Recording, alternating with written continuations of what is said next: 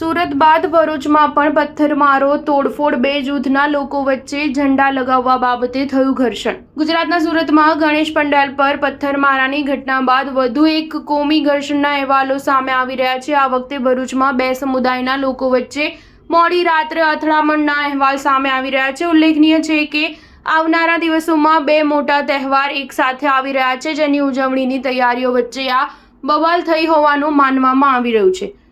તોફાની તત્વો આ રીતે ગુજરાતનો માહોલ પણ બગાડવાનો પ્રયાસ કરી રહ્યા હોવાના દાવા થઈ રહ્યા છે. માહિતી મુજબ બી ડિવિઝન પોલીસ મથકના કુકરવાડામાં આવેલા ગોકુળનગર નજીક બે સમુદાયના લોકો વચ્ચે ધાર્મિક તહેવારોની ઉજવણી માટે ઝંડા લગાવવા જતા મામલો બિચક્યો હોવાનું જણાવાઈ રહ્યું છે.